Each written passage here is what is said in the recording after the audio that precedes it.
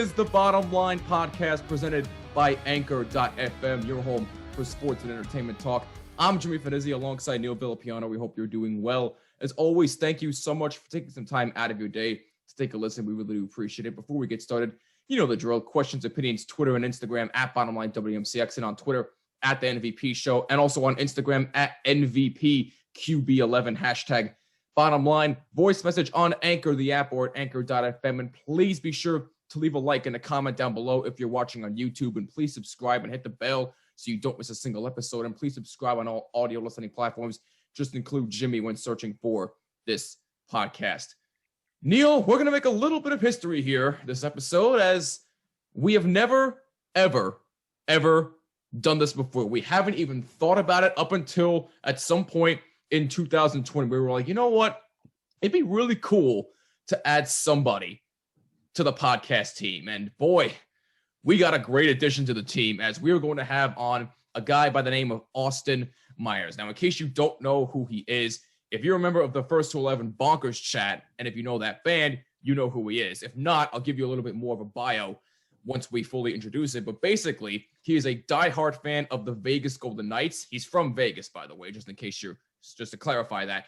He's also a big racing fan, and he's also obviously a fan of the band First to 11. So he's very, very versatile when it comes to what he likes. But Neil, it's going to be a lot of fun. We're going to talk some sports with him. We're going to introduce his new segment that he's going to do with us every single week. And we may even dive into the world of entertainment a little bit. And we just might discuss what the hell is going on in Houston, because J.J. Watt is out. So I definitely want to get his thoughts on that as well as yours. But bottom line, this is going to be a fun-filled episode, and I'm looking forward to it. Yeah, we have a lot to get to, and obviously, like you mentioned, bringing in a third person to the podcast just brings in another voice, another opinion, which is great. Obviously, having a new segment on the show is obviously an exciting part as well, as you can tell from what I'm wearing, obviously, and the background that I have. I'm definitely prepared for what we're about to talk about. I haven't been into NASCAR since Jeff Gordon retired. So I've kind of been away from the sport for quite a long time. So this will be an opportunity for me to maybe not get back into it, but to get an idea as to what's going on. I do know Bubba Wallace. Yes. That might be about it, but yeah, that's probably the only really big name in NASCAR right now. I know there are a couple of other. There's still some trailblazers. There's still some trailblazers in racing. There's some guys like Newman that are still doing it. Right. But obviously it's now a new wave, a much younger generation. That's the kind of thing that blows me away. A lot of these guys are in I think they're mid to late 20s. So they're going to be sticking around for quite some time. It'll be interesting to talk with him about that and to kind of get an update on that as well. So there's a lot to get to. And yeah, like you mentioned, obviously the news earlier today with J.J. Watt requesting to be released from Houston. I'll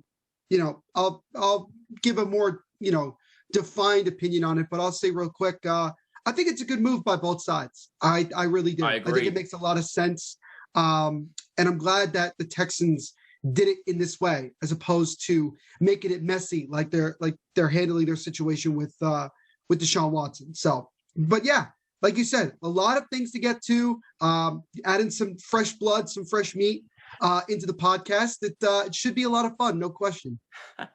I love the way you put it, and I do agree with you on J.J. Watt, and we'll give more details in a little bit. But for right now, we want you guys to sit back, relax, have some fun, because we got a new guy to the group. His name is Austin Myers, and he is coming up right about now. Enjoy. All right, Neil, like you said before, we got some fresh meat, and I got to tell you, I'm really, really excited. I know you're excited too. This has been in the works for quite some time, and we cannot wait to finally make this official in this episode. If you are a member, if you're watching out there, and if you're a member of a certain group chat known as First to 11 Bonkers, you know who this guy is. If you're not, though, it's on Instagram, by the way, in case you're wondering. Which I'm not. I'm definitely not a part of. I love the guys 100%, but I'm not part of no group chats like that.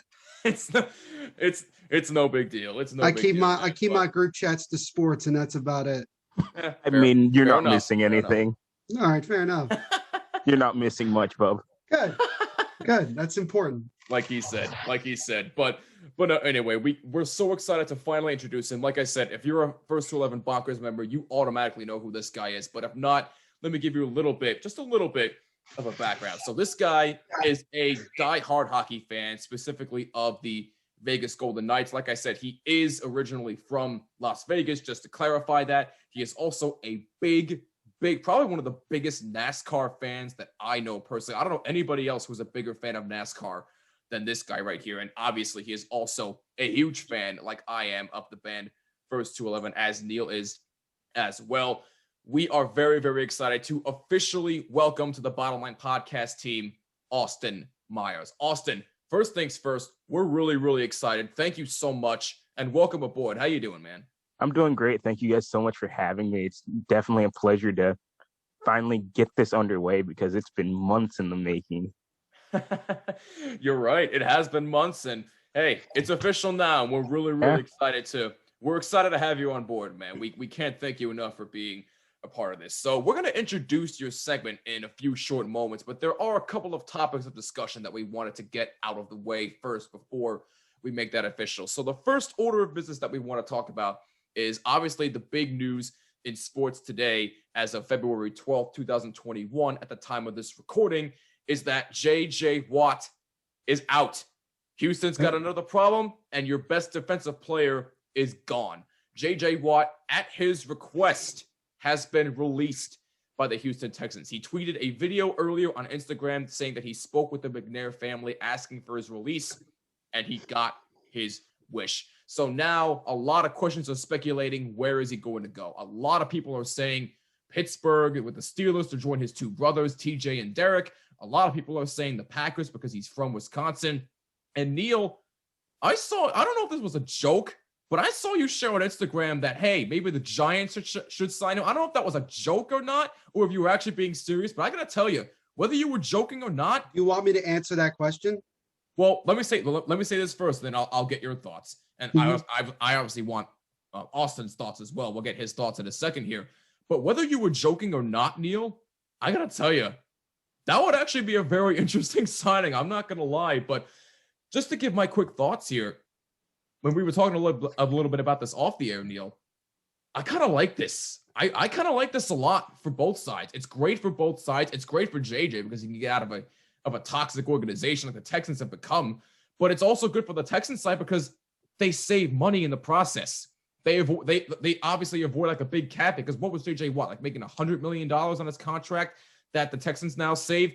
So bottom line for me is I like this move for both sides, and hopefully JJ Watt can go somewhere where he can actually have a chance to win because he's a Hall of Fame player in my opinion. He's going to the Hall of Fame. He's accomplished so much already. And look, is he the same player he once was? No. He's in his early 30s, but you know what? I still 31. Think he has just enough left in the tank to try and win at least one championship before he hangs it up. So bottom line, I really like this move for both sides.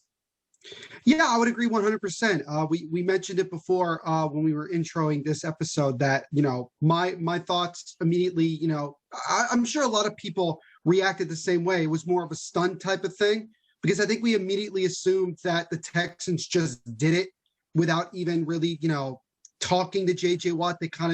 But once we figured it out, and this is where I appreciate JJ Watt and what he did. He tweeted out a video before anybody else could get the news straight up. Right. That he asked to be released. It wasn't a situation where the Texans just did it. First of all, the Texans wanted to do it anyway, but they were happy that Watt also wanted it to be done. So they mutually agreed to part ways. And you mentioned before the cap hit. I think next year Watt would be about $11.3 million on their cap next year. Right. And clearly the Texans are in a rebuilding mode. Let's just call it like it is. And this was just another one of those moves to kind of make that obvious. It started with DeAndre Hopkins last year. It continued throughout the season. And actually, if you really want to be crazy, it really started when they got rid of Jadeveon Clowney. I think that's when it really started. Because you think about it, they've had Jadeveon Clowney, they've had JJ Watt, they have, at least at the moment, Deshaun Watson, they had DeAndre Hopkins. I mean, they had big time NFL stars on their team. Andre Johnson. Well, I mean, he's not. I didn't count him because he's not part of this era that the Texans were in over the last couple of years.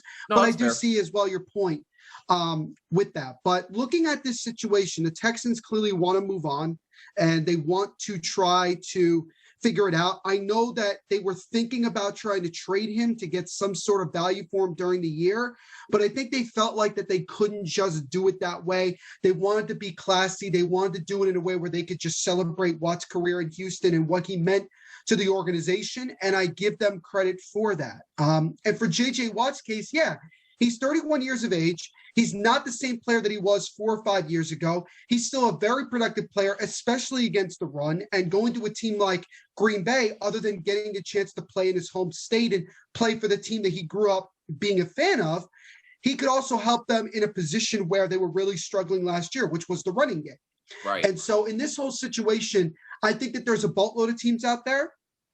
And you obviously brought up what I had shared before when I put on Instagram and also on my Twitter about saying, I think the Giants, I would love to see it. And I've said this to several groups that I'm a part of on Facebook and everywhere else. As a Giants fan, I would absolutely love to see the Giants go get J.J. Watt. He would absolutely help this defense, especially against the run, which, I mean, that wasn't really that much of a problem anyway, because Leonard Williams and Dalvin Tomlinson were doing very well at stopping the run. But J.J. Watt is a great outside guy, and he could definitely help the Giants get better when it comes to defending the pass and getting to the quarterback. But we have to be realistic and say, number one, the Giants' biggest priority is to re-sign Leonard Williams. Give him a contract extension or wait till free agency and then give him a contract. I don't know what they're going to do. But I feel confident that the Giants will probably end up bringing back Leonard Williams. Dalvin Tomlinson, on the other hand, will probably end up having to go to free agency because the Giants don't have the money to keep both of them, unless Dalvin Tomlinson takes another 1 or 2 year deal at very, very little money. But really, when you look at this whole situation, yeah, it would be great for the Giants to go after JJ, but from the standpoint also of, would the Giants be a good place for him to go to try to compete for Super Bowl? No, because the Giants are not in that position. They have to get a lot more talent on offense. They have to make a definitive decision long-term if Daniel Jones is their quarterback, which I've said before he is not, but maybe if you get him some weapons, it might turn around. Maybe he'll have a season like Josh Allen had this year, where he kind of just took off and he's doing well. That's my argument. I don't know. But yeah, I mean, it would be a great play. It would be great for the Giants to add him. They do need help on the pass rush, but maybe they decide to do that in the draft, or maybe they go for somebody else like Bud Dupree, even though he'll be out half of next season after he tore his ACL in Pittsburgh. Right. And then as far as like other teams, Pittsburgh makes sense if they can get the money right. They have to make a lot of moves. If they go after Watt, they're just not getting Juju Smith-Schuster back. That's just obvious. Bud Dupree is also not coming back. And I'm going to be fair, the Steelers are not that close to winning a championship anyway. I think this year proved it. I think this year proved that they were fake and that they had a lot of problems that really weren't addressed. Tampa makes sense if he just wants to go get a ring now. Kansas City, same thing. I like Tennessee. I think for him to go to the Titans would be really good, because with that defense that Mike Vrabel has created and that whole aggressiveness and wanting to win badly, I think Watt could resonate with that. And as we mentioned as well, Green Bay, I really like that. New Orleans also makes sense, but New Orleans has something like $100 million in cap hell. I mean, they are in cap hell, basically, whether Drew Brees actually retires or not. So, I mean, there is going to be a market for J.J. Watt, but I don't think it's going to be off of money. I don't think wherever he goes, he's not going to make a lot, because first of all, he's already made more money than he'll ever need. Yep. And he just wants to win at least one ring. And so, that might narrow it down to maybe 3 or 4 teams, some of the teams that I probably mentioned. But, we'll see. But again, J.J. Watt is arguably, certainly in my opinion, I think he's the greatest Houston Texan of all time, which, there aren't that many that had a long sustaining career in Houston, but you had like the guys like Andre Johnson, DeAndre Hopkins, Deshaun Watson, all these things, it's kind of like that. And I think Also, with J.J. Watt being released, this gives Deshaun Watson and his agent another opportunity to continue to push themselves out of Houston, because now they're like, well, you're clearly making a statement that you're trying to rebuild. So why am I here? Why do you still want me here? Well, because you're clearly showing that you want to build through the draft. Okay, then let me go.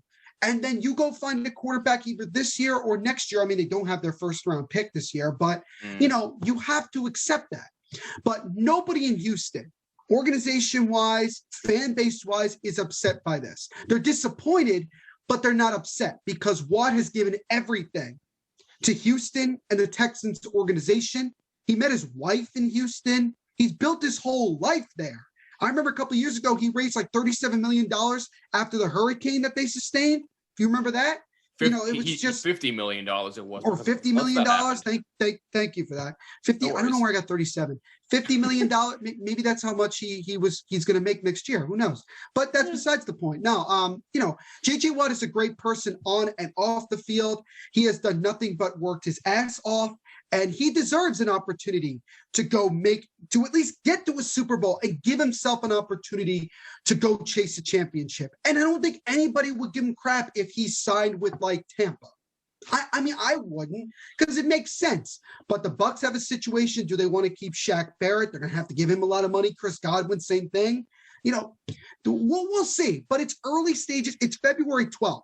The next year, the start date for next season is not for, I think, exactly a month from now, or a month and change from now. But, there's going to be some suitors out there, and it'll be interesting. Maybe the Jets as well. I could throw it out there. They have a lot of cap space. They can make a lot of moves. Well, we'll see. But good for J.J. Watt. Smart move by the Texans. All around, have no issues with this whatsoever. Austin, your thoughts? I mean, I definitely see where you guys say it's going to be good for their cap space, because cap will be really big soon. And if it was in my personal opinion, I would really like to see him go to the Cardinals, because, I mean, that's just me being a big Cardinals fan. That's how it is. Interesting. But will it happen? The Cardinals is okay. The Cardinals make sense. They do need help on the defensive line. Fit. They need help on their defense, because clearly their offense is moving and grooving. Oh, yeah. Their offense is great. Cliff Kingsbury needs to become more, not necessarily become more of a defensive coach, but he certainly needs to get that side of the ball orchestrated, because they could have easily won the NFC West. I think that they had opportunities to do so, but I think their defense was the reason that they couldn't get it done. So adding Watt would be great, but I'm not trying to be critical here at all, Austin, because I know the Cardinals are up and coming team. Right. But are they really in a position in the next year or two to be a Super Bowl contender?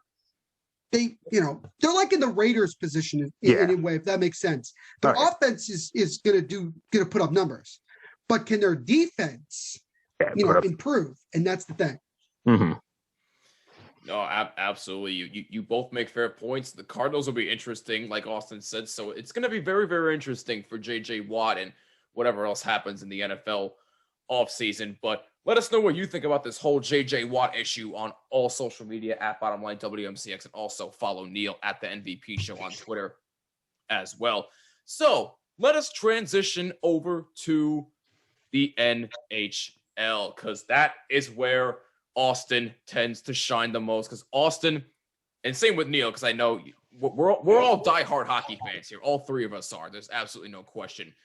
But I don't think I've met a bigger fan of their team besides Neil than Austin. This man is a diehard fan of the Vegas Golden Knights. And first of all, Austin, I just got to ask you this. It seems like every other day your team can play and they can't play. Because can and then can't, because it's in and out. Because let's face it, COVID's taken over a bunch of teams. The Flyers have been in trouble. The Devils have been. The Devils big time. What's that? The Devils big time, having like 90% teams of have their been able to play in the last couple of days. We haven't played in 2 damn weeks. Yep. I forgot what it's like. I forgot what watching hockey was like. I can't watch these other teams. It doesn't make me feel good. Just makes me upset. I'm stuck watching the Nets piss me off every other night. I don't want this anymore. I want to watch the Devils. And hopefully Tuesday, we actually do get to play.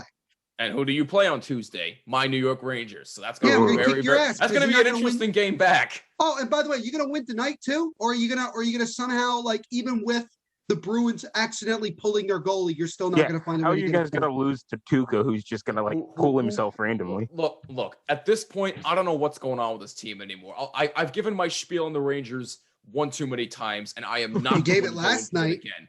Yeah, I went off on them last night on the live stream. And by the way, if you missed it, the Slapshot Sweethearts did a live stream last night, just talking some hockey. You can go check it out. I'll post a link in the description. And Meg cut you off as you were trying to say goodbye, which I thought was hysterical, by the way. You were in the middle of saying goodbye and you just got cut out. Cut out. No, I got some humor out of that. That was hilarious. But no, I do see where Neil's talking about the issue with the Rangers, though, because having both Igor and whoever you guys' backup is now. Georgiev. Is it Georgiev? Yeah.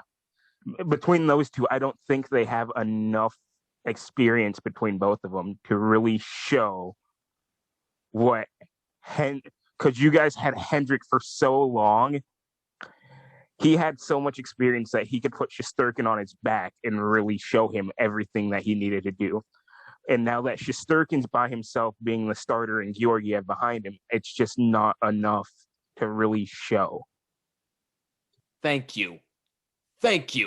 And also, they can't defend, which has been my argument since day one. And now everybody's finally starting to see it now that Hank's out the door. Because apparently everything was all his fault. But I digress. I'm not going to go into another rant about that. Yeah. But anyway, Austin, back to your Knights. I just want to know, what are your thoughts on A, how they're doing this season, B, their stupid gold helmets that they decided to wear the other night, Terrible. and C, what the heck is going on with them in terms of COVID protocol? Like, why is it one game they can't play and one game they can't? Like, what are your thoughts on your team? Okay, so the COVID protocol thing is the COVID protocol. It's definitely not my favorite because our coaching staff got it, and then it got to our players, and now we had Pietrangelo out. Pietrangelo's finally back, and now Tomas Nosek's out, and that's a big hit on one of our front lines because without him, we have to bring up somebody to run our fourth line on the AHL side, and I don't. Right. I'm still a little eerie on our AHL team because I don't know much about them, and it also doesn't help that the coaching staff had it, so we didn't have our coaching staff for like 2 weeks. We had to use our AHL coaching staff for the main team, and it's just like, no. I don't understand. It was okay when we had the general manager as the coach for one game, but other than that, no. I don't want to see our whole AHL coaching staff come up and be like, hey guys, I'm from the AHL. I don't know anything about what we're doing here in the main organization. So let's just throw you three out, you two out, and put Leonard in net. Like, no. And I mean, I've been very critical on Pete DeBoer too since we've got him. Especially last season, he played Leonard like 90% of the season and kind of like kicked Flower to the curb. And that's where we went wrong in the playoffs because we played Leonard back to back to back to back and then gave Flower a game here and there. If we would have played both of them alternating like we so far have been this year, we probably could have made it to the cup final and hell, even have won the cup.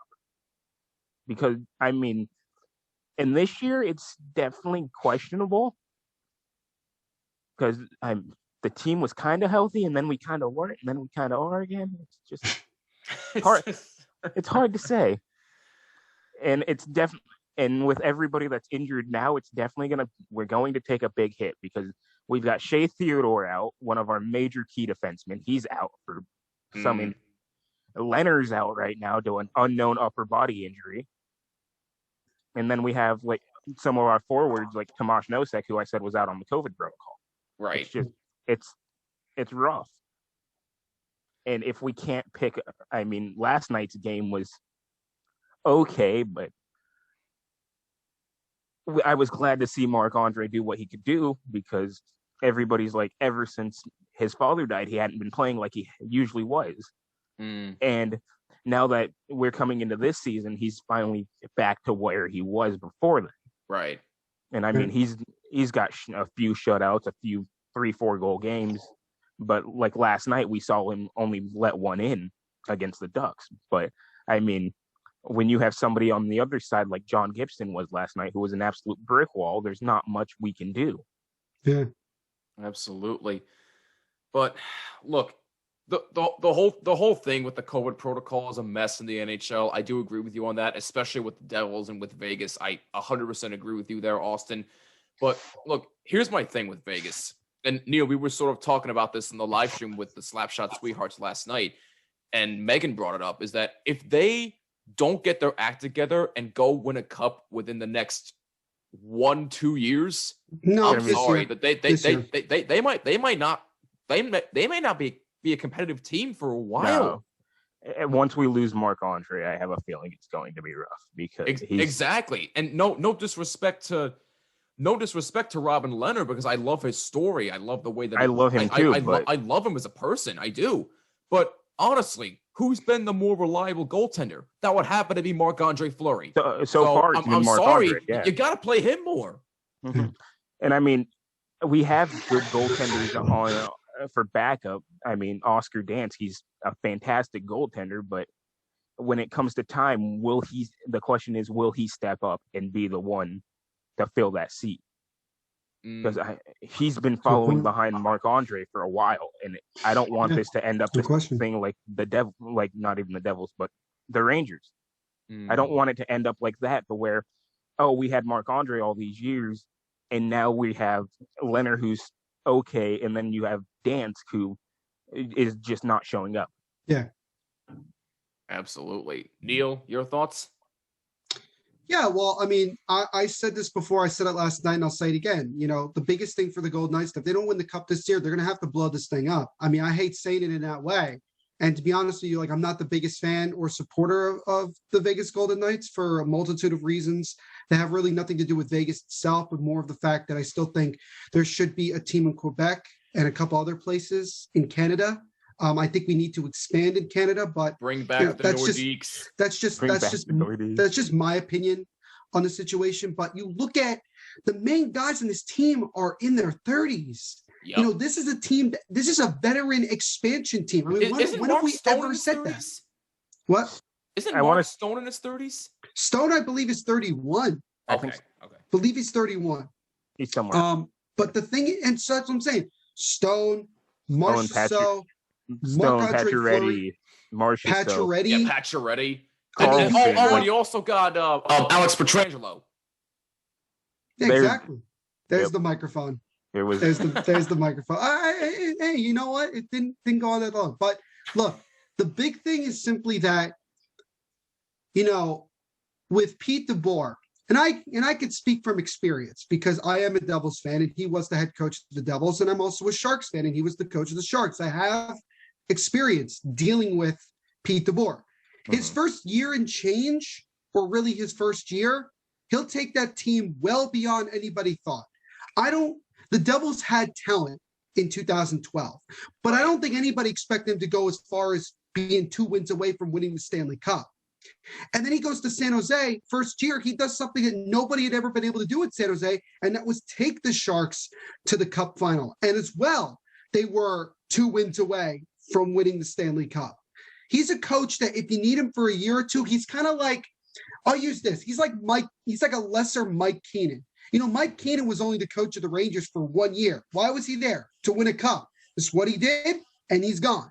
So it's kind of the same thing. I think after a while, Pete DeBoer's system, where it seems like it's more of a conservative one, just doesn't really resonate with the players that he has. And he has a lot of veteran goal-scoring, you know, ability on this team.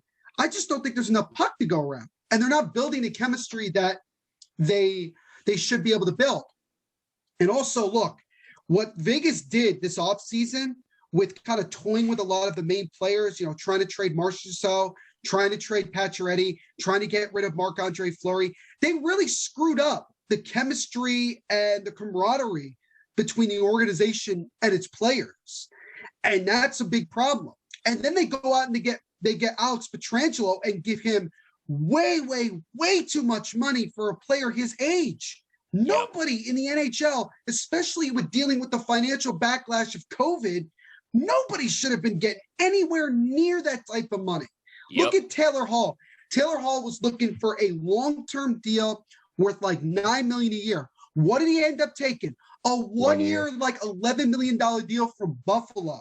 It's smart what he did, because then he can come back the next year, see how the market is at that point, and he'll probably get more money then. Or maybe he could sign another one-year deal and just keep doing it until he can get an opportunity to get a long-term deal. But Petrangelo was just like, no, I want this deal now. And it's understandable, because nobody in the NHL makes anything compared to other major athletes in their sport.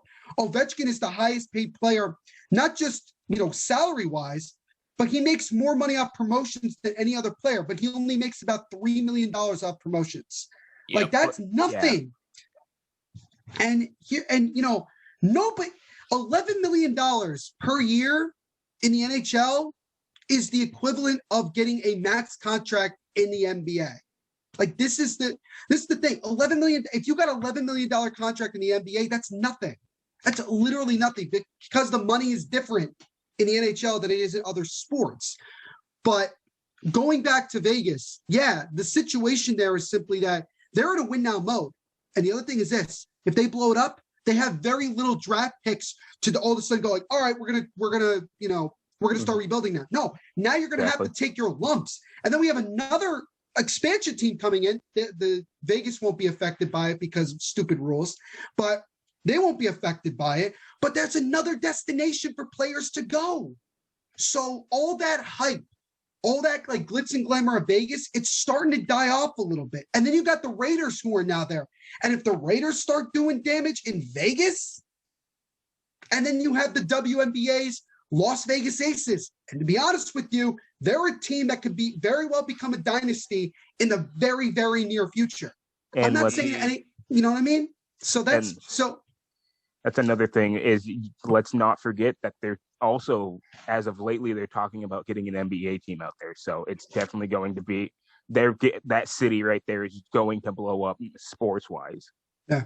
And you're absolutely right. Because right now the equivalent of NBA team, at least what it was in Vegas, was UNLV, the Running Rebels in the 90s, in like the early 90s. And they're not even, and the Rebels aren't even that good anymore.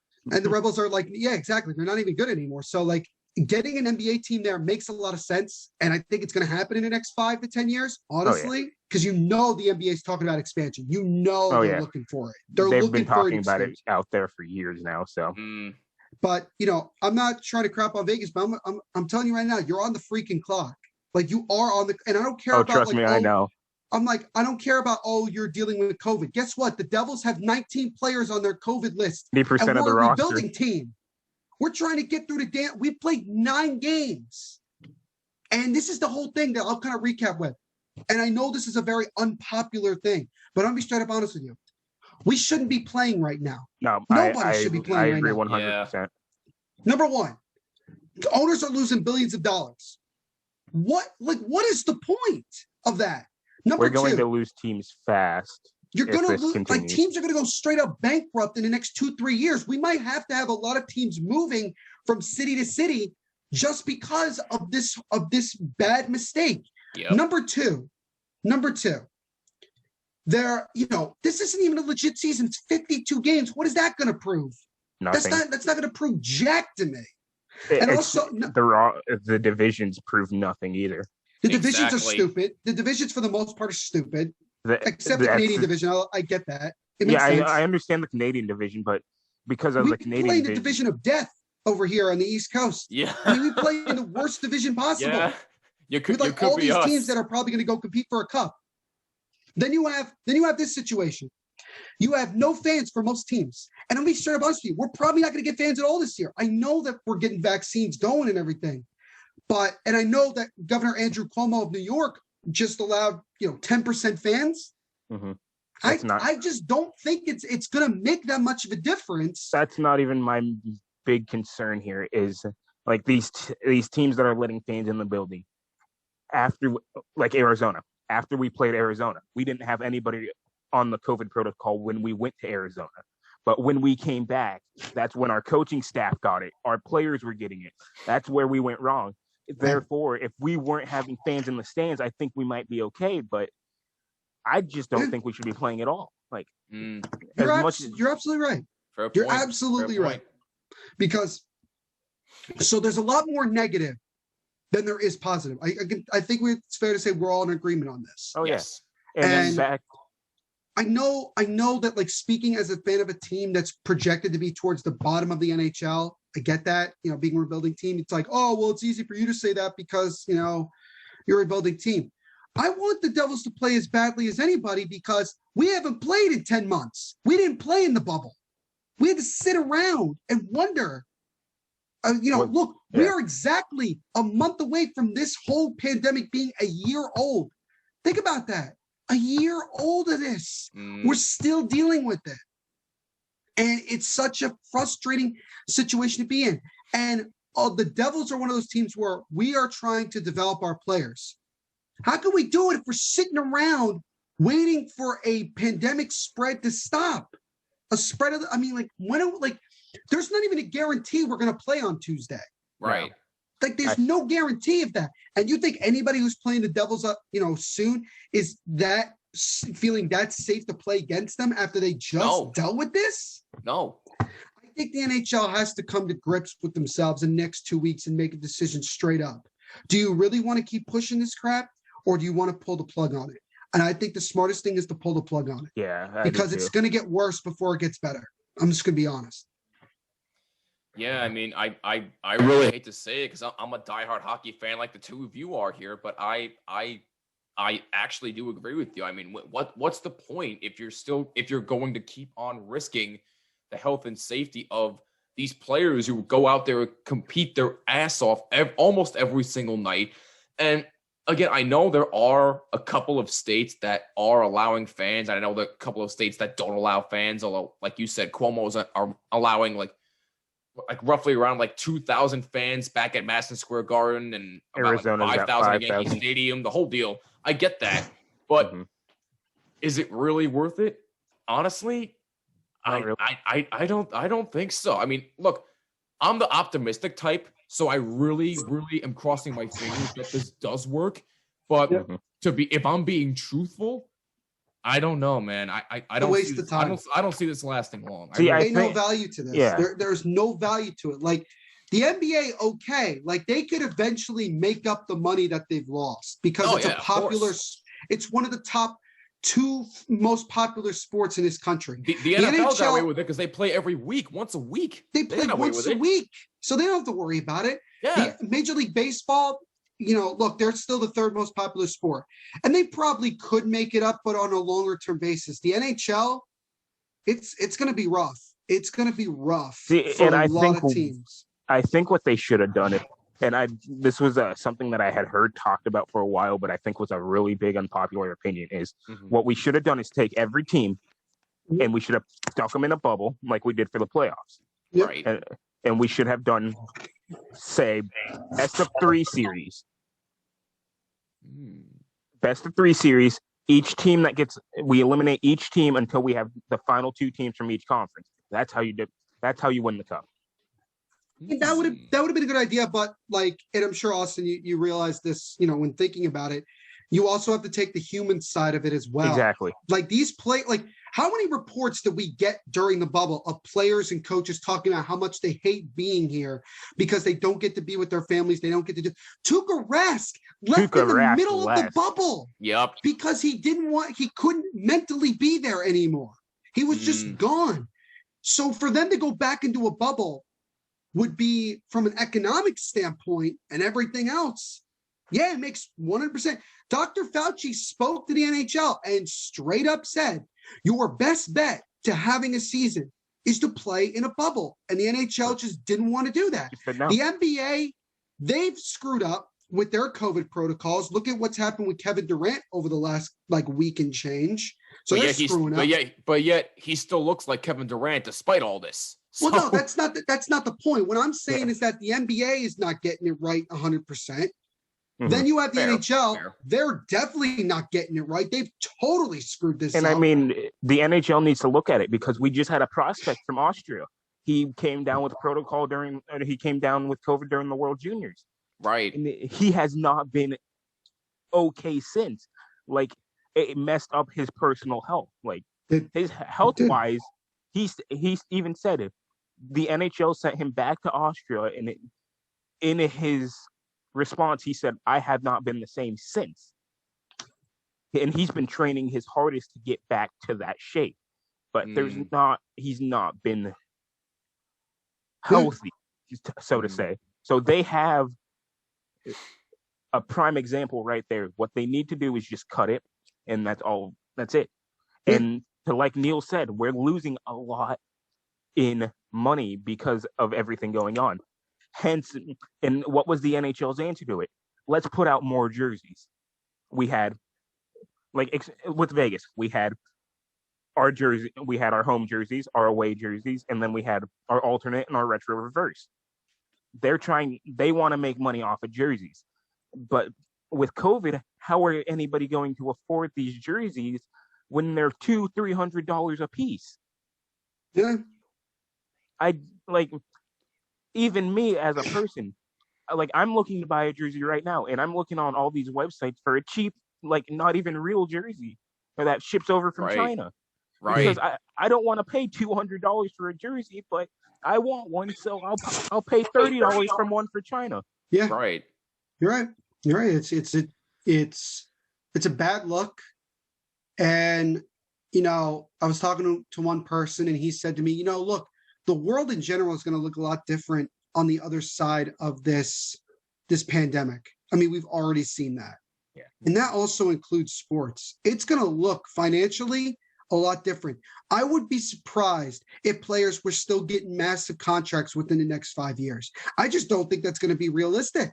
I think nowadays a max contract is going to be something like only $50 million because teams are going to be looking at it like, we can't afford that financially because of everything that's going on. NHL teams, I'm telling you, next couple of years, 5, maybe 6 million per year is going to be what's considered to be a huge payment for a player. That's me being honest here. So, talking about it from a Devils perspective, I wish the Devils would just straight up say, we're done. We don't want to play anymore. See what they need to do. And I mean, I know teams had the option earlier before the season started to opt out. What needs to happen is teams need to be like, hey, I don't care what the board says, we're done. Look at the National Women's Hockey League. They were going to have their whole tournament up in Lake Placid, and it took less than a week for them to shut everything down because the Riveters opted out. Then you had the Buffalo Buttes opt out, and it was just like, well, then that's that. Because look, they have only like 6 teams, and so if 2 of them go, you have no prayer. So I know that the NHL and the was AHL trying. did it too.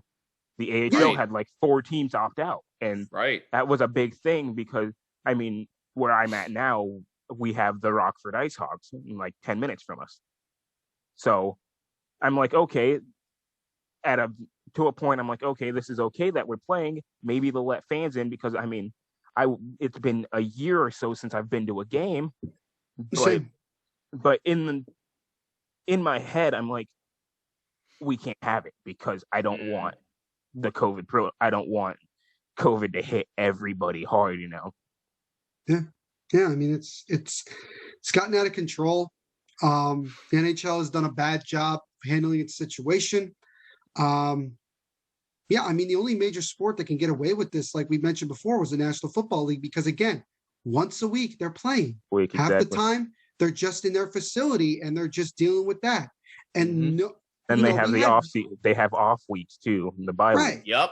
And then you have, and look, we had one outbreak with the Ravens, but it didn't turn out to be something that became a problem with several other teams. It was teams every now and then would get a couple of cases, and that's that. But did a lot of people really miss time because they were on the COVID list? Not really. No. Because they got it. They knew what had to be done. I'm not saying that the players in these other leagues are doing something wrong. They just have to be realistic and say, we're playing an indoor sport here. The I was going NBA, to say, and another thing is, what if it also helps that they were playing outdoors? 100%. I mean, how many teams really play indoors in the NFL? Like Not 2? many. Exactly. Yeah. Well, And you I got mean, the Cardinals. Well, the Saints, they've got the Cardinals kind of Vikings, have their The retractable. Saints, the Vikings. the Lions. But most of these teams have retractable roofs. That's So I mean, yeah, they can that's true. they can still have some sort of outside air coming in. Right. But in the NHL, We've literally got the only thing they could have done is done some like Lake Placid, but every game is outdoors. I mean, Like- that's what they're doing with the 2 outdoor games we're having this year. We've got the Avalanche and the Knights, and then Boston, and I forget who they're Philly. playing. The They're Flyers. Philly. playing the Philly. Flyers, and they're going out to Lake Tahoe. I mean, it's a great idea because it's an outdoor game, but there were teams at the beginning of the year that were saying, hey, we want to play outdoor games. And the NHL straight said, no, we don't want you to. We want you to have it in your arena. Mm. I mean, Like- look, if you can look, there are arenas in sports that are for more than one team. Mhm. I mean, Madison Square Garden is a perfect example. They host the Knicks and they host the Rangers. And they have a way to shift it from being an NBA arena to an NHL arena. Like they've done it Exactly. before. Yep. There is nothing saying that they can't go to a place, at least for the first couple of months when it's still technically winter. Go somewhere where it's cold as a mofo. You can make ice. And you've done it in California when it was like 80 degrees. So it's clearly possible. Let's not talk about the outdoor game in Vegas that they had. you go. There you go. There you you go. go. It is doable. They could have done it that way. And I liked the idea. I was like, you know what? It makes sense because you actually could play. And you could probably have would fans. give yourself a better chance to not have a spread as much. And also, you could have fans. And you could create new fans. You could look at and they could go, wow, they're playing outdoors. This is so cool. Exactly. And that's the thing. So to me, it's just the NHL was hoping to ride on its good, on its praise during the bubble that, they didn't get a lot of cases. Well, yeah, I mean, it makes sense. They were in a bubble and they could contain everybody. Now they're playing in their arenas. They're traveling. Come on, man. You knew this was, Again, we all knew this was coming. You say containing, but then again, there was also the whole thing about the Canucks bringing in unauthorized personnel for Thatcher Demko. So that is also a good point. That is a good point. And I mean, don't get me wrong, Thatcher Demko, he did play like a beast, but did we really need to bring in 2 strippers? No. You know what? Hey, man, Lou Williams went to a strip club while he was in the bubble. Sometimes you just got to get away. Look, man, look, we're all human. We're all human here. We gotta find some way to. We gotta find some way. Some form to be sane. You know what I mean? Like we gotta find a way to relieve some of the stress, if you feel what I'm saying here. So I get it. Yeah. But again, and like you said with all the teams and how we could be seeing a lot of teams relocating, there's already a lot of talk. Arizona, for example. Well, they don't have a lot of fans to begin with. That's been talked about for like 5 years. That's been in the news for like 5 years. They're going to relocate. The Florida Panthers. And by the way, they fired their assistant GM the other day. So what does that tell you? Yeah, they're a terrible organization that should never move from Winnipeg. I mean, Florida, they're going to relocate here soon. So, I mean, Buffalo, I mean, I could see them relocate. Yeah, I could see Buffalo relocate because they're not doing real well either.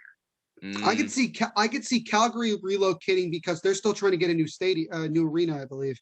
Right. And they're still stuck in the Saddle Dome, and government in Calgary is not really willing to budge. So that could be a 4th team. Nope. That could be, I'm telling you, like, and there's been bits and pieces that say Anaheim is gonna relocate possibly. Maybe, but I mean they're doing okay fan wise. Look, man, they lost the Raiders. Okay, and maybe they'll lose Yeah, the exactly. Athletics. And look, if they're trying to build a new arena for the Athletics, I think that they would build a new arena for the Ducks at some point. But Yeah. you do have to win, and you And- have to get people to come to your Yeah. games. But we don't even have that. We can't even do that because of We COVID. can't even have that, exactly. COVID has put a reset then- on like the world itself. Like we're hitting the reset button and we're starting from scratch on how to do things in life, no matter what you're doing. That's This just is- the honest truth about this. This is why we can't And have that's nice just things. what we got to And- deal with. This is why we can't have nice things. Exactly. That's why we can't have nice things. Yeah. And like But- you said about the new expansion team in the Seattle Krakens, Right. they're going to have.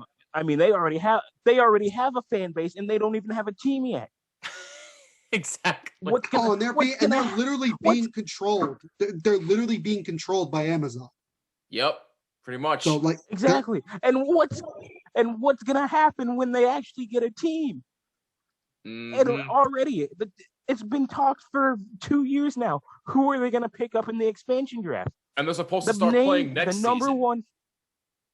Yeah, and the number one pick that I've heard out of anybody when you ask them, "Oh, who's going to be the first person that Seattle's going to pick up?" They say they're going to pick up Seattle's own TJ Oshie because Oh. his I believe contract's it. over at the end of the year. I believe it. I They believe say it. they say Oshie's going to go to Seattle, and I'm going to believe it 100%. Yeah. Washington's going to dump him. Washington, for some odd reason, is going to dump him, and he's going to go to his back home.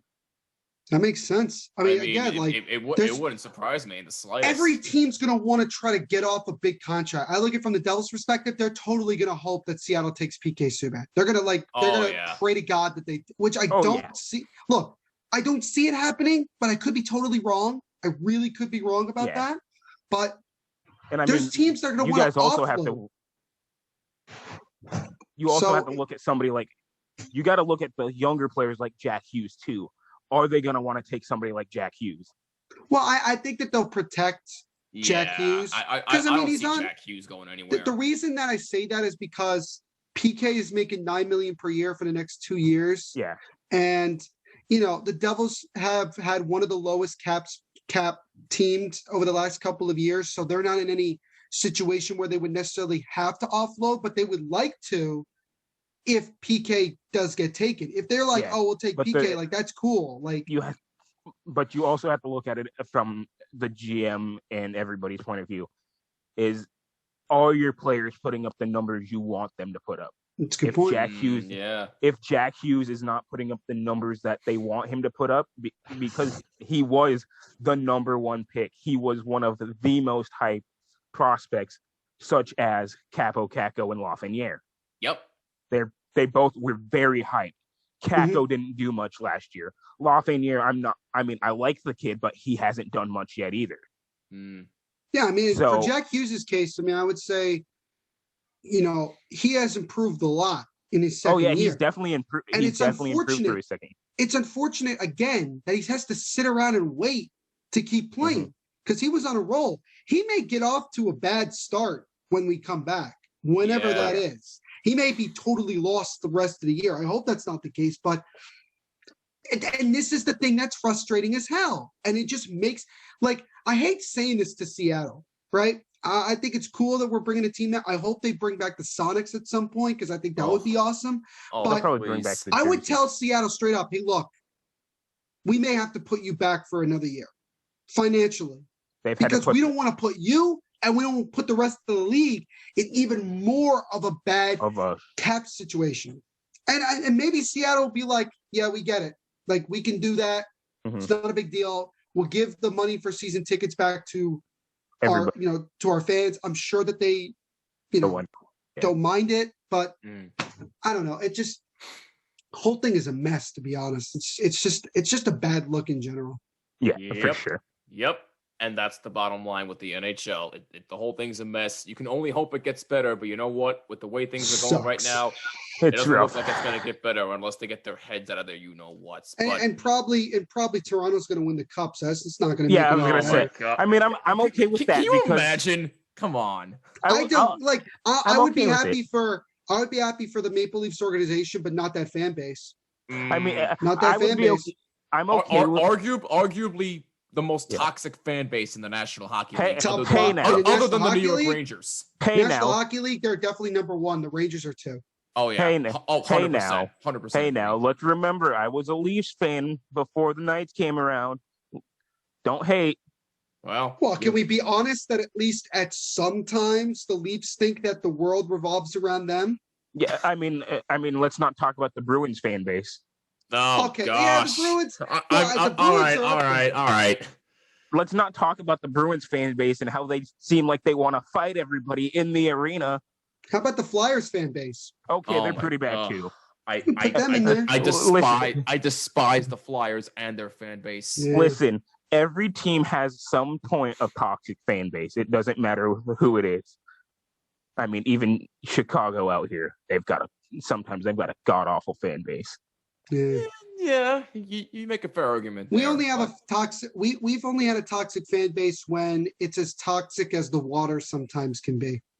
I mean, So- the Devils fan base was pretty bad after Martin Brodeur left.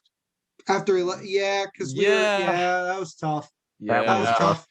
I mean, we've gotten better. I Yeah, think you we're a definitely- lot better because because we just like being the underdog in many ways. We just like pissing off every other team, so we don't care. We're not like Millwall or anything like that, where we're like nobody likes us and we don't care type of thing. I mean, we could say that we're like that, but we ain't gonna do the other things that Millwall does. Yeah. Right. And right. Just saying. Let's just Mhm. remember the only reason Brodeur left was because St. Louis offered him a 1 year in an office job. Yeah, pretty much. And they Pretty offered him a much. chance to play. I mean, Yeah, he did a one. He only had a played 1 like year. 7 games and then retired. well, yeah, I mean, 7 look, he was years. trying. I've defended him before. He was trying to get to 800 wins. I don't blame him. Yeah. I don't That either. was big. And the Devils wanted to move on to get with Corey Schneider. Also, don't blame him because Corey Schneider He played well. for 3-4 years was Played very one well. of the best goalies statistically. But because he was playing on a Devils team that was mediocre with very little offense, they lost a lot of 2-1, 3-2 games. I'm just like, I'm not. It's going to sound biased, but if you go back and look at his stats, if he was on a half decent team, he might have probably been would. in conversation to win at least one Vezina because he was Yup. that good. I Yup. mean, exactly. And what also bothers me is you look at the stats of Marc Andre, a man who's an absolute beast. Man Oh. doesn't have a Vezina. Not even once. Doesn't have a Mm. Vezina. Where Because he it's a should have- regular season award, and that's the thing that's like unfair about it. It's you don't get value. You look at it and they say, "Oh, you only won 25 games. All right, whatever." And it's like, yeah, but I got like, but then you ball out in the playoffs, but that means nothing. Apparently, And if it was in my opinion, the man should have like 3 Vezinas. at least. Yeah. Yes. At He least. should have won in 2009. Should have won it then, and then he should have probably won it in 2016. Except the fact that he did get hurt at the end of the year, and Matt Murray I took mean, over. And I would say True. I would say he deserved 2018 after he carried us all the way to Yeah. the finals. Yeah, that's a fair then argument. the very next year, he kind of like did role reversal and took over for Matt Murray. Yeah. So I mean, it's Yeah. just- Yeah, and then now you- Matt Murray is absolute flaming garbage. out horribly in Oh. He's Ottawa. so bad. Oh my God, he's terrible. And now he's out. And now he got hurt. He got hurt last night. So now he's out. Oh With an my god, undisclosed- I mean, it's just. poor Matt Murray. I mean, Mm. I'm sure Pittsburgh is relieved that they have Casey DeSmith and I mean, Jari's no help though. Yeah, Jari's Jari. been awful. Oh He's my been God. god awful this Now year. they got Hextall and Brian Burke, and that should be fun. That should be a lot of think about Lemieux, owner, Ron Hextall's the GM, and the president of hockey operations is Brian Burke. That's a meme waiting to I'm telling you, that's a meme team waiting to happen. Oh Mhm. yeah. They're gonna and I'm loving it. Thank God the Pittsburgh Penguins are starting to finally kind of not be good. Find something. Yeah. true. Yeah. I think their but- next move needs to be like get rid of Malkin. Oh my God. I think yeah. you need to move Malkin. I think you need to trade Crosby to Montreal because literally it just feels like at this point it's going to happen. Mhm. Which I It's don't either care. that or he's just gonna say I'm done. Yeah, I think he'd rather retire than go play anywhere else. Probably Yeah, that's his exactly. attitude. Same thing with Malkin. I don't think Malkin would want See, to. that's the thing I think about with Marc Andre is I think he would rather retire under either Pittsburgh or Vegas than have to go play at some other team.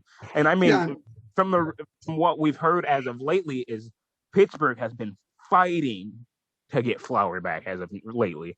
They have nothing to offer Vegas. Exactly. And Vegas isn't budging. Vegas is like, nope, we're not giving him back. So I know that Joke's on you. I know that the Devils called Vegas like during the offseason and asked about Fleury. And I was like, you know what? It makes sense because Fleury could play. Like, we would want Fleury to play like 25, 30 games. Like, we would want that just to give Blackwood a chance to not like have to play 45, 50 games. Like, and I mean, I like Mackenzie Blackwood too. Blackwood is one of the top up and coming goaltenders in the league. And it pisses me off because everybody wants to talk about Carter Hart this, Carter Hart that. Carter Hart hasn't been that impressive this season. See, the thing about Blackwood is he's been overshadowed by not only Carter Hart, but Jari, Binnington, all these goalies. He's being overshadowed by Ilya Sorokin, who's played like 5 games in his career. What about Ilya Samsonov? Samsonov. Yeah, him too. It's like, you know what, and you know what I think it also is this. Blackwood plays for the Devils. And that comes with a couple things. Number one, if you're a goalie and you play for the Devils, you're immediately going to have to live up to, could you be as good or at least as Martin Brodeur? Half as good as Martin Brodeur. That's true. Number two, I hate saying this, but I'm pretty sure Gary Bettman grew up a Rangers fan because I know he is from Long Island. Yes. He doesn't like the Devils. Matter of fact, he loathes them. He wishes that they wouldn't. If the Devils were in a position where they could move, he would gladly do it. He would gladly move them out of New Jersey. He doesn't like the state. He's gotten the same mentality that every stupid New York person has. Oh, New Jersey is the armpit of America, this, that, and the other thing. But that's why we have the reputation of being like happy when we beat the odds because it pisses off Gary Bettman to no end. And I've met Gary Bettman in person, and he is not the greatest person to talk to. He's very full of himself. I'll tell you that. Oh, trust me, if I had a chance to talk / meet Bettman, I would give him a piece of mind. And I know half the owners want him gone anyway, so maybe they'll vote him out at some point as commissioner, and we'll get someone else in. Please. There's only one way to find out. But Mike Milbury, who's with you? Mike Milbury for commissioner. Oh my God! Now let's give it to Gretzky. He can do something with it. Oh boy. Well, he'd probably do as well as he did. One. He probably would do as well as he did as the head coach of the Arizona Coyotes. Oh my God! Which means we're in trouble. We're in trouble. That was a shot in the dark. Ouch! But bottom line with the NHL, it's a mess. You can hope it gets better, but hey, that's our spiel. Let us know what you think about this eventful and long spiel on social media at BottomLineWMCX and at the MVP Show on Twitter. Next order of business, real quick. Austin, I know that you are probably one of the biggest NASCAR fans that I know. Me personally, I am not a NASCAR fan. I haven't watched it since the days of Dale Earnhardt Jr., but the only guy I know right now. That's not that long ago. No, I know. That's I was back like what? When he come into NASCAR like 10 years ago, I think. No, 10? No. We're like 10. 20. Yeah, 20 years ago. Okay, I'm sorry. Again, I was gonna say his first year was what, 2000? Okay, well, again. Oh no, I think his first year. I'm pretty sure his first year was 98. I'm gonna double check that. Well, all right. Yeah, well, again, it might have been 98. I don't know NASCAR, so forgive me. But okay. Austin, I know you are. So answer me this: who is your current favorite racer as of right now? Oh, that one's hard. That's hard for multiple reasons. I was right, by the way. It was 1998. 98. All right, 98. Good. All right. Yeah, that's nice. About right because I think he won the Busch Championship in 98. Okay. But no, that's a really hard question for a multitude of reasons because it's always either my driver gets kicked from a ride or I have friends that actually race. So it's like I got to give and take. There you go. Fair enough. But no, like not just while you think about that, answer me this: how did you first get into NASCAR? Oh no, I've always grown up around it. That's just how I was one of the only sports that really me and my family watched all together. Race weekend Sunday. Hey, if it's nice out, let's cook up have something on the barbecue and watch the race. That easy. Respect it. Sounds like a good day to me. Neil, I know you're slowly starting to get back in the swing of things. What do you got to say about NASCAR? Well, like very much like Austin, I was the only one really in my family that kind of got into it. My cousin, who is a big racing fan, I think he raced a little bit over in Brick a couple of years ago on their old track over there. He kind of got me into it. I was into cars and trains. I mean, I still am. But cars was interesting. And then I found out, NASCAR, and thought it was cool. I became a huge fan, and I still am, of Jeff Gordon. He was my guy for a very long time. And actually, I'll show you guys something, because we're talking about NASCAR. I wanted to show you guys something that you guys would get a kick out of. Oh boy. By the way, in case you're not watching on YouTube, oh my goodness, you still have that thing? Is that a Pinewood Derby car? This is a Pinewood Derby car that I made many years ago. Now, granted, this is how the story went, right?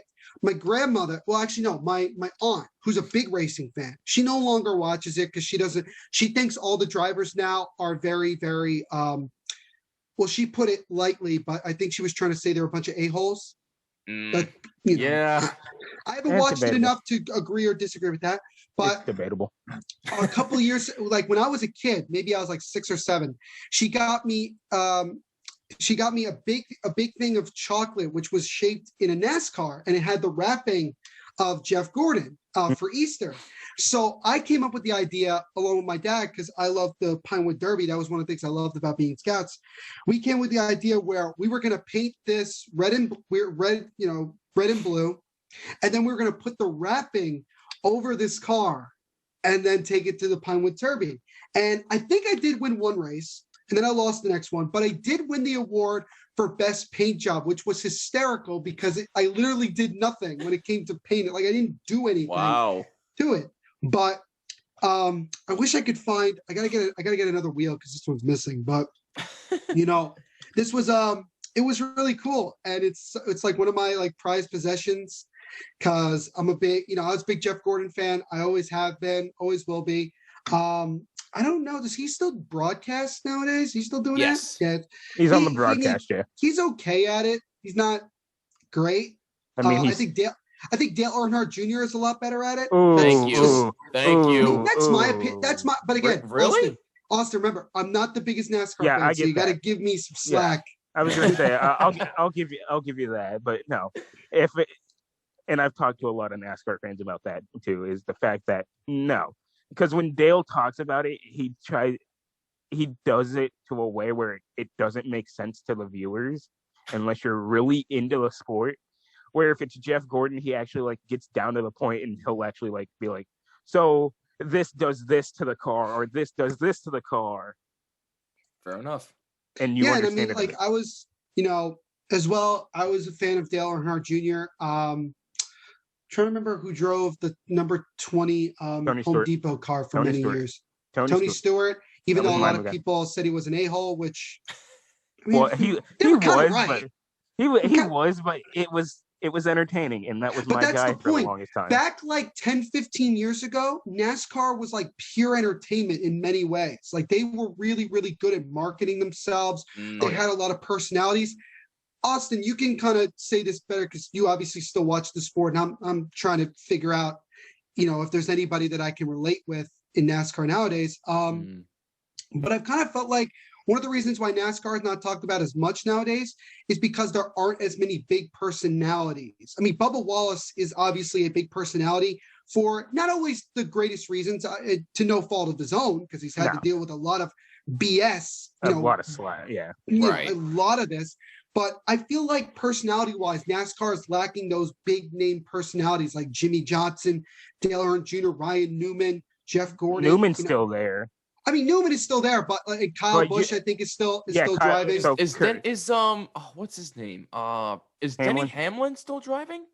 Yeah, you didn't see that commercial he's in where everybody thinks just that he's resigned No, his contract. I did see that. I just wasn't sure if he was Yeah, still he's- an active He's still racer. there. Yeah, Okay, he just he signed is. he just re-signed a multi-year with Okay.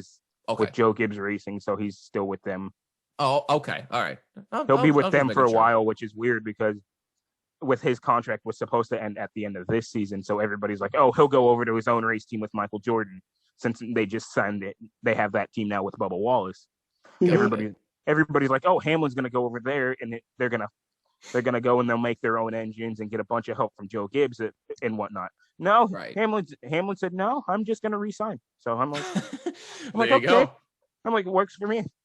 But yeah, like Neil said with NASCAR, there's definitely not a lot of personality nowadays, but it's starting to come back up because you're having the rise of drivers that are, say, third generation drivers to others. Like you've got Ryan Blaney, the son of Dave Blaney. You got Chase Elliott, the son of Bill Elliott.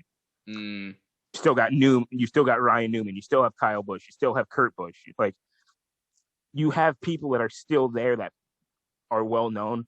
Plus, you have second to third generation drivers. Right. So, I mean, the sport's starting to come back up, but is it where it was in the late 90s to early 2000s? No. 100%. And I believe one of those reasons is when Dale Sr. died. That's when they took the big hit because he was one of the prime examples of, hey, NASCAR not necessarily is a sport for everybody, but people should kind of watch it because it's definitely entertainment, not only on the track but off track after the races. And I mean, the marketing campaigns that they had back in the early 2000s were fantastic, and they for some reason just can't get that down anymore. Yeah, I remember when I was growing up, the biggest thing that people remember from NASCAR was the video game EA Sports, when EA Sports was still doing it. I think it was called NASCAR Thunder 2004, and I think it had Tony Stewart on the cover. That was literally like the biggest NASCAR video game that I remember a lot of people playing. Like they loved it. I loved it. I thought it was cool. You know what's another thing that I think got me into racing or got me into NASCAR? Paint schemes. I was all about that. Stuff. I'm all about the paints. I love watching. I love like the designs that these cars get. I love it. I think it's cool. I also kind of got into the truck series a little bit because I just thought it was kind of unique. They have like this truck series is always fun. Okay. And I've been to the Wall Raceway, I think it's called. The Wall. Oh, you've heard of it? I've heard of the Walls Notorious. Yeah, it's in New Jersey. In case anybody didn't know, it's in Wall Township, which is like central New Jersey, basically. Yes, Central Jersey exists for all you numbnuts that don't believe it. But it's a really cool track. It's mostly there is concrete. There's also a dirt track as well, and it's really fun because it's just a lot of like, it's not NASCAR by any means, but it's like where racing really is like. It's where you get the real like feeling of racing, if that makes sense. Like you get like that whole thing. But like there's always been some great looking cars. I think the most iconic one, well, there's two that come to my mind. One is Richard Petty's car. That was a big one that everybody remembers. The Petty Blue. Who remembers Cars, the movie? They had freaking Richard Petty in it. Yeah. And there was his car. And then obviously you had Dale Earnhardt Sr. with the Intimidator. Look at his black number 3 car. You saw that car, you knew exactly who that was. Yep. You knew right away. You knew who that was. Even if you weren't a NASCAR fan, you knew whose car that belonged to. Because that's my point. Because again, NASCAR did a great job 10, 15 years ago of promoting itself. Not anymore. Making people say like, oh, this is what we got. I think, I'm not trying to be critical here, but I'm going to be honest. I think NASCAR cares a lot more about just keeping the fans that they have now, as opposed to expanding itself, like the NHL. Like I've been critical of them as well, of trying to get newer fans to jump on. Mm-hmm. And I mean, that But- also comes with the whole thing of NASCAR, especially now they took out tracks this year to put in new stuff. Like the biggest hit to me was they took Chicagoland out, which Chicagoland is like, I want to say 4 hours from me right now. Mhm. Okay. And we were supposed to go last year, and then COVID hit. We were Mm. gonna go this year. If they were gonna let fans in, we were gonna go, but then it got moved from the schedule.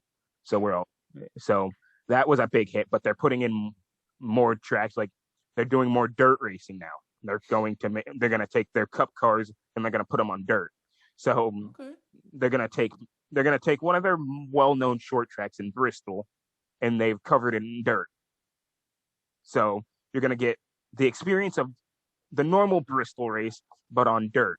So that's gonna be fun to watch. But then you have other Yeah. tracks like they're going back to Nashville for the first time in years, Mm. Mm. and then they're Thank putting God. Nashville's fun. And then you have other tracks like they're putting more road courses in. So this year we have both Road America and Mid Ohio coming to the Cup schedule, and that hasn't been on the Cup schedule before, but it's been in like the Xfinity Series, which is the second tier series. And apart with that, you have the Truck Series now going to Knoxville instead of Eldora, because Eldora is owned by Tony Stewart, Right. and Tony Stewart has his new series coming out. He's got his own racing series he's starting now. And NASCAR had a meeting with Tony Stewart, and Tony Stewart said, "Hey, are we going to get a Cup date at Eldora?" And they said, "No, it's not in the works at all." So Tony's like, "You know what? I'm just going to pull Eldora from NASCAR altogether." So he's not letting them run the Truck Series at Eldora. So trucks are like, "Hey, let's just go to Knoxville and run the dirt race in Knoxville." So they've got that happening. So they're losing, but they're also gaining. Hmm. With what they lose, I think they're gonna gain a bit more, and that's kind of what I think that's a fair point. No, I yeah, think that's a fair point. No, that's My- absolutely 100% fair. My question to you, this is kind of the last question I have really when it comes to this, and this is for you, Austin, is this: what is your, I think Jimmy asked before, like, what's your favorite, racer? My question to you is, what is your favorite track in NASCAR? Okay, so Because I have mine, and it's been the same since I was a kid. So see, that's really hard to me because there's the point of me that wants to be really biased and say Vegas because I've been to so many races out in Vegas where it hits. But there's tracks that I always look at and I go, damn, I really like that track. Mm. Like Canadian Tire Motorsport Park, which is out in Canada. It's one of the only it's one of the only tracks we go to out of the US. Therefore, I find that cool. Like back in the day, they used to travel overseas to like Japan and stuff and race at like Suzuka and Twin Ring Motegi. Those are both tracks that, if you find tracks that are different, that's what I like. Is when it's like, hey, we're just not gonna stay in the U.S. We'll branch out to somewhere overseas, or say we'll go to Canada. Yeah. Right.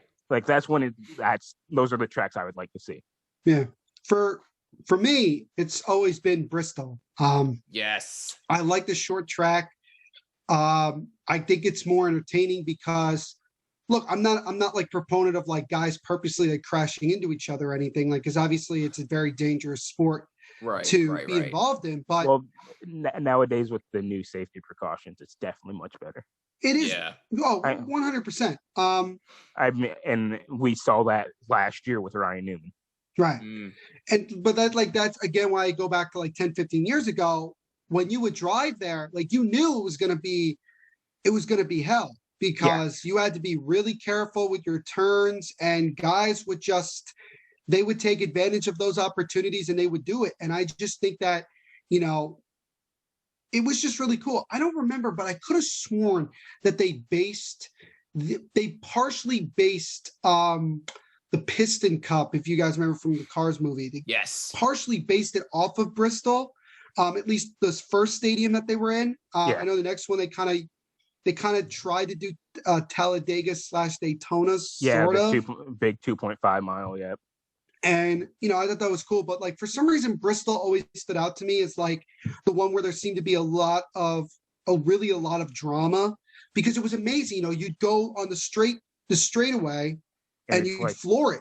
And then like almost like you'd have to stop on a dime, like just turn to the left and everything. And if you didn't stop on a dime, like if you didn't stop, you're probably going to get hit, or you're going to hit somebody and you're going right into the boards. Oh, yeah.